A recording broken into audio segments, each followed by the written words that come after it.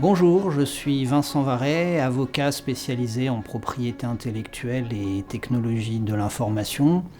Je suis associé au sein de mon propre cabinet qui s'appelle Varret Prekili et je suis également entrepreneur puisque j'ai mon propre cabinet depuis 2004.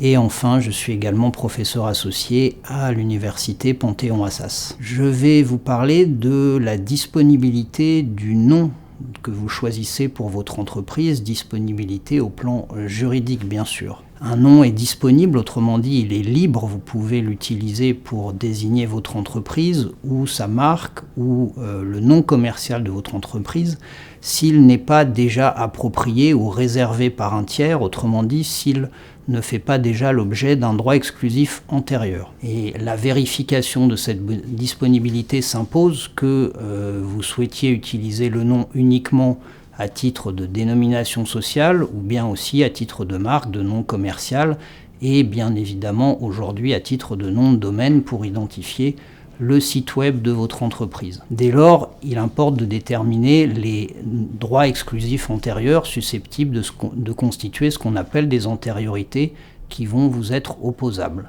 L'enjeu est tout à fait essentiel parce que un tiers titulaire d'un de ces droits antérieurs est susceptible de vous interdire d'utiliser le nom que vous envisagez s'il est trop proche de son antériorité, et cela y compris après que vous ayez commencé votre activité, ce qui est, on le comprend, extrêmement gênant puisque vous aurez déjà effectué des investissements et que vous aurez peut-être commencé déjà à être connu sous ce nom.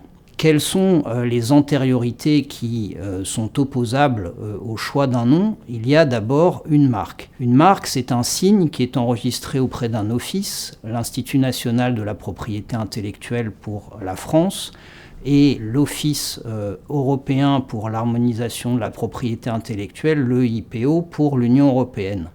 Ce signe doit être utilisé dans la vie des affaires pour désigner des produits ou des services qui sont visés dans l'enregistrement de la marque. Une seconde antériorité opposable peut être une dénomination sociale. La dénomination sociale, c'est très simple, identifie l'entreprise en tant que personne morale, elle est l'équivalent pour cette entreprise du nom de famille d'une personne physique. Une troisième antériorité opposable, c'est le nom commercial. Il s'agit du nom sous lequel votre entreprise sera connue du public. Il peut être identique à sa dénomination sociale, mais il peut aussi être différent. Une quatrième antériorité opposable, c'est l'enseigne. L'enseigne, on sait tous ce que c'est instinctivement, c'est un signe visible qui permet d'identifier et de localiser géographiquement un établissement. C'est en d'autres termes le signe qui est apposé sur la façade de cet établissement. Une cinquième antériorité, c'est bien entendu de nos jours le nom de domaine. Il s'agit d'un nom qui est accompagné d'un suffixe .fr, .com, .eu, etc. qui identifie le site web de l'entreprise. Il est en règle générale identique à la marque, au nom commercial ou à la dénomination sociale de la société, mais pas nécessairement. Il y a également d'autres antériorités opposables qui sont le droit d'auteur par exemple sur le titre d'une œuvre de l'esprit, un roman, un film, une série. Une indication géographique peut également être opposée au choix d'un nom, par exemple une appellation d'origine contrôlée. Dans certains cas, un dessin ou modèle, dans l'hypothèse où le nom choisi s'accompagne d'un logo. Le droit de la personnalité d'un tiers, en particulier son nom de famille ou son pseudonyme à certaines conditions. Et également le nom d'une collectivité territoriale ou d'un établissement public ou d'une autre entité publique. Les services de l'INPI, l'Institut national de la propriété industrielle, donc, vous permettront, pour certaines des antériorités que j'ai citées, mais certaines seulement, d'obtenir une liste des antériorités qui sont a priori pertinentes et opposables à votre nom, au nom que vous envisagez.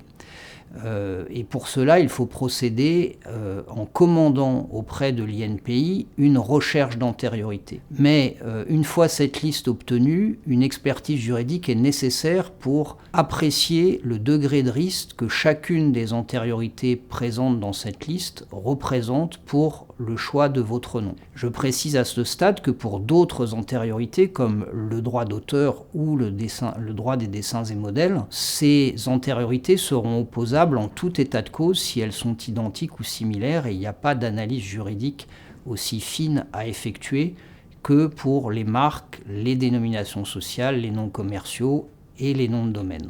L'analyse de la pertinence et donc du risque que représentent ces antériorités nécessite pour celles que je viens de citer, donc les marques, les dénominations sociales, les noms commerciaux, les noms de domaine, d'apprécier s'il existe un risque de confusion dans l'esprit du public entre l'antériorité d'une part et le nom envisagé pour votre entreprise d'autre part. Afin d'apprécier ce risque de confusion, il faut tenir compte d'un principe que l'on appelle le principe de spécialité. Ce principe signifie qu'une antériorité n'est opposable que pour des produits et services déterminés ou une activité spécifique et non pas dans l'absolu, comme c'est le cas pour un droit d'auteur. Ces produits ou services déterminés ou cette activité spécifique, ce sont ceux pour lesquels l'antériorité, la marque, la dénomination sociale, par exemple, est enregistrée ou utilisée. Par exemple, vous pouvez choisir le nom commercial Le Goût Breton pour une entreprise dans le secteur de la boulangerie-pâtisserie, alors même que le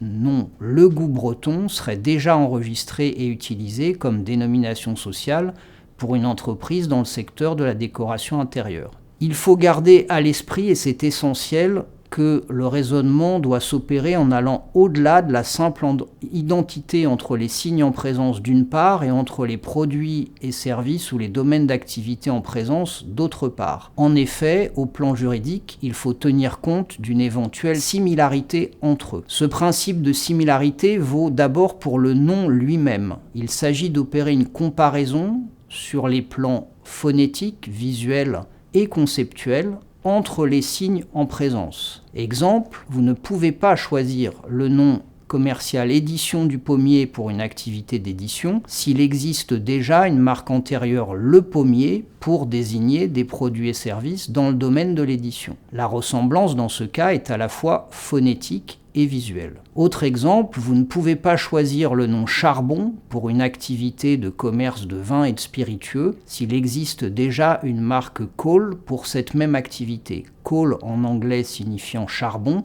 il y a une ressemblance conceptuelle entre les signes, alors même qu'au plan phonétique et visuel, ils sont totalement différents et cette ressemblance conceptuelle suffit à ce que le signe opposable Cole, le signe antérieur Cole vous soit opposable. Ce principe de similarité vaut également pour les produits ou services ou encore les domaines d'activité des signes en présence, c'est-à-dire le nom que vous envisagez d'une part, et la marque, la dénomination sociale, le nom commercial ou le nom de domaine antérieur d'autre part. L'antériorité sera opposable même si les produits ou services ou l'activité qu'elle sert à identifier, à désigner, est seulement similaire à celle que vous envisagez sous le nom que vous avez choisi. Si l'on reprend notre exemple précédent, vous ne pourrez pas choisir le nom Le Goût Breton pour la boulangerie-pâtisserie s'il est déjà utilisé dans le secteur de la restauration ou d'autres secteurs de l'alimentation pour désigner du cidre, par exemple. En effet, dans ce cas, les activités en présence sont similaires. En synthèse, il faut retenir qu'il est essentiel de procéder à une vérification approfondie de la disponibilité du nom que vous envisagez d'utiliser, et cela le plus en amont possible, de préférence avant même l'enregistrement de ce nom à titre de marque, si vous envisagez de l'enregistrer à titre de marque, avant même la création de la société s'agissant de la dénomination sociale et du nom commercial, et bien sûr en amont de la réservation du nom de domaine s'agissant de ce dernier. Dans cette démarche de vérification, il est essentiel de garder à l'esprit d'abord que la disponibilité du nom de domaine choisi n'est pas une garantie de l'absence d'antériorité opposable par ailleurs, autrement dit, ce n'est pas parce que vous avez pu réserver le nom de domaine de votre choix qu'il n'y a pas d'autre antériorité qui vous empêchera d'utiliser le nom choisi. Ensuite, il faut se rappeler que les résultats d'une recherche sur Internet sont insuffisants à identifier les antériorités existantes. Et enfin, il faut également avoir en tête que ces antériorités ne se limitent pas aux noms identiques, mais peuvent être constituées de noms seulement similaires, utilisés ou enregistrés pour des activités seulement similaires à la vôtre. Et dans cette appréciation, il est nécessaire de recourir à une expertise juridique. L'absence de vérification approfondie de la disponibilité du nom envisagé peut vous conduire à la demande du titulaire d'un droit antérieur, à être contraint de changer de nom, et cela alors même que vous aurez déjà lancé votre activité, ce qui peut être extrêmement coûteux non seulement au plan financier, mais également en termes de communication et d'image dans l'hypothèse où votre activité serait déjà connue sous le nom que vous avez choisi. Si vous souhaitez en savoir plus, vous pouvez consulter le site web de mon cabinet vpk-avocat.com. Je vous remercie de votre attention.